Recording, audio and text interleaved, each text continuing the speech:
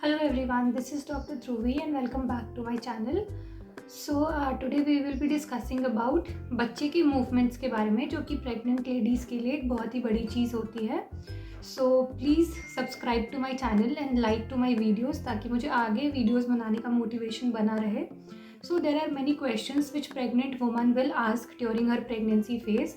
पहला कि मैडम मेरा बच्चा मूव करना कब से शुरू करेगा.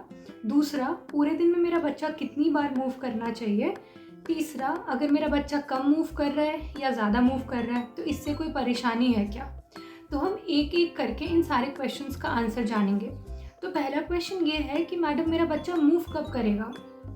तो ये जो बच्चे की मूवमेंट होती है वो अगर आप पहली बार माँ बन रहे हैं या फिर आप दूसरी या उससे ज़्यादा बार माँ बन रही हैं तो ये अलग अलग होता है. अगर आप पहली बार माँ बन रही हैं तो आपका बच्चा करीबन 22 से 24 हफ्ते के बीच में मूव करता है. मतलब 5.5 महीने के आसपास से लेके छठे महीने तक के बीच में मूव करेगा. पर अगर आप पहले ही माँ बन चुकी हैं तो ये बहुत ऑब्वियस है कि आपको पता है कि बच्चे की मूवमेंट कैसी होती है.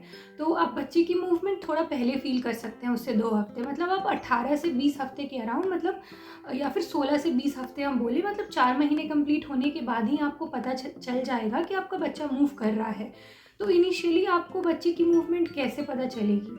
तो ये हुआ कि बच्चे का मूवमेंट कब आपको फील हुआ. पर स्टार्टिंग में बच्चा जो है बहुत ही छोटा सा होता है तो आपको कभी कभी टिंगलिंग सेंसेशन जैसा या फिर बबली सेंसेशन जैसा ऐसा फील हो सकता है. इनिशियली आपको बच्चे की मूवमेंट इतने अच्छे से फील नहीं होगी. पर जैसे जैसे आपका बच्चा बड़ा होने लगेगा और उसके आसपास का पानी बढ़ने लगेगा तो आप बच्चे की मूवमेंट बहुत ही अच्छे से फील कर पाएंगे 7वें महीने के बाद. ये हुआ आपके पहले क्वेश्चन का आंसर कि बच्चा मेरा मूव करना कब से शुरू करेगा. आपका दूसरा क्वेश्चन ये होता है कि पूरे दिन में मेरा बच्चा कितनी बार मूव करना चाहिए. तो अगर हम ऐसे बात करें तो अगर आप सुबह से लेके रात तक काउंट करते हैं, जो कि अब सबको पता है कि आप सुबह से लेके रात तक जैसे 9 से 9 12 घंटे तक कोई कंटिन्यूसली नहीं मेजर कर सकता है कि बच्चा कितनी बार किक किया या मूव किया.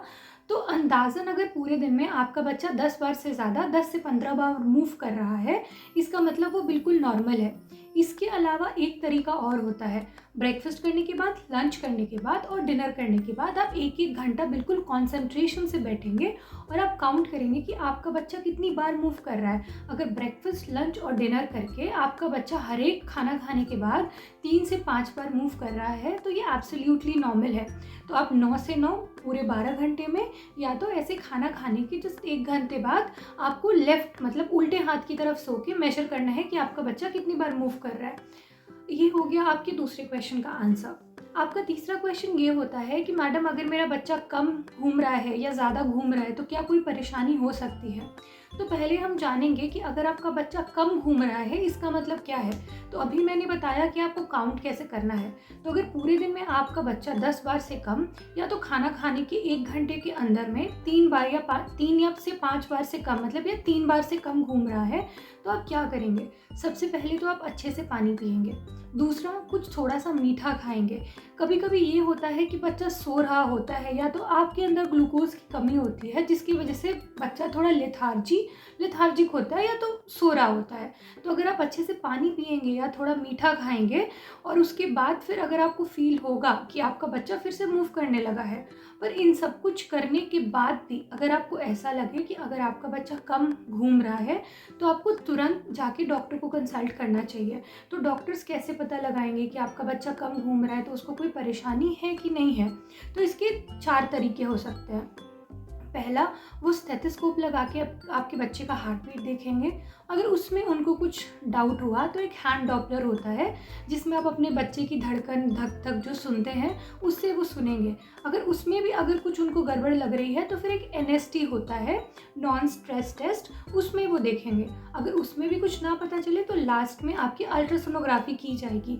अगर सब कुछ नॉर्मल है तब आपको टेंशन लेने की कोई बात नहीं है. और अगर कुछ हुआ ऊपर नीचे तो डॉक्टर ऑब्वियसली आपको इन्फॉर्म कर देंगी.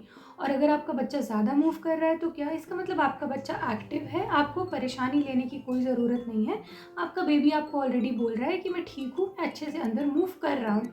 अब कुछ फीमेल्स बोलती हैं कि मुझे तीसरे महीने में ही बच्चे का मूवमेंट फील हुआ, तो क्या किसी को फील हो सकता है. तो इसका आंसर है नहीं। तीसरे महीने में आपको बेबी का मूवमेंट फील नहीं हो सकता है, क्योंकि आपका बच्चा सिर्फ इतना छोटा सा होता है। तो उस टाइम क्यों किसी को फील होता है? तो उस टाइम क्या होता है कि यूट्रस को सप्लाई करने वाले जो ब्लड वेसल्स होते हैं, जो नलियाँ होती है, उसके थ्रू जो ब्लड होता है बहुत ही ज़्यादा स्पीड से फ्लो होता है, थोड़ा डायलेटेड होता है वो। तो वो स्पीड की वजह से, जैसे आप कभी कभी बहुत ज़्यादा घबराए हुए होते हैं तो आपको धक धक फीलिंग होती है, तो वैसे ही आप अपने पेट पे हाथ रखेंगे तो आपको वो जो गश ऑफ ब्लड जा रहा है आपको वो फील होगा। क्योंकि 3 महीने तक ये जो हमारा यूटेरस होता है वो हड्डी के नीचे होता है, तो आप नहीं फील कर सकते हैं कि आपका बच्चा घूम रहा है कि नहीं घूम रहा है। ये थी बच्चे के मूवमेंट के बारे में थोड़ी सी जानकारी जो मैंने आपको देने की कोशिश की है। आई होप कि आपको समझ में आया है और आपके लिए ये इन्फॉर्मेटिव है। अगर आपको मेरा वीडियो अच्छा लगा हो तो प्लीज़ इसको लाइक करें, सब्सक्राइब करें, please share it among your friends. Thank you for watching.